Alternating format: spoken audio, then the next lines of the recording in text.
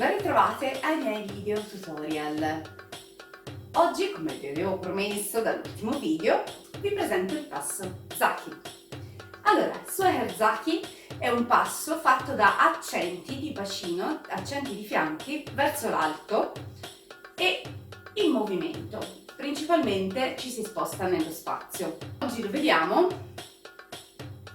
Partiamo dall'inizio. Vi ricordate, vi avevo già spiegato nell'altro video, che se non l'avete visto vi lascio il link sia in info box che in iscrizione. Solleviamo le mezze punte, troviamo un po' di equilibrio e cominciamo sollevando il fianco destro. Su, su, su, destro, sinistro, destro, sinistro. Perfetto.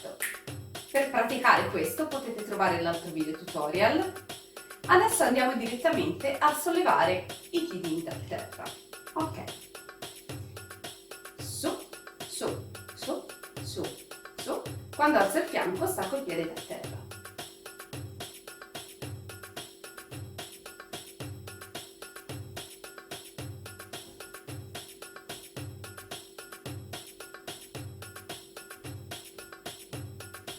Perfetto!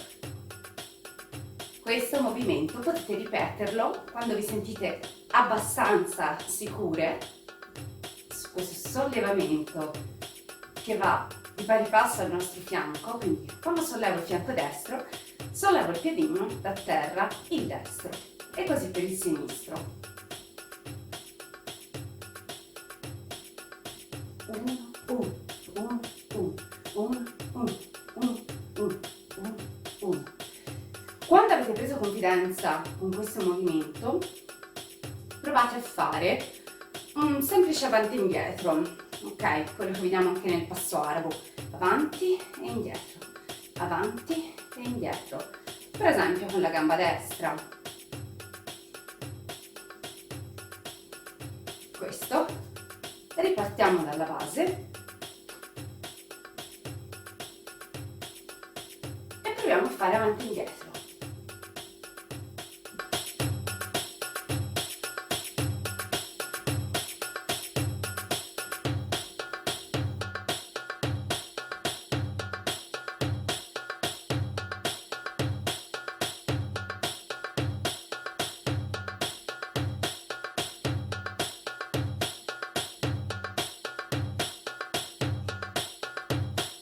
Perfetto! Potete praticare questo passo, cercate di lavorarci un po' e di rimanere concentrate sia sui piedi che sui fianchi, sollevando sempre i piedini da terra e stringendo con i vostri obliqui. È anche un bel allenamento per gli obliqui. Ragazze, io vi saluto, spero che sia stato chiaro. Se avete bisogno scrivetemi nei commenti, lasciate i vostri like e iscrivetevi al canale. Un saluto, alla prossima da Jessica, ciao!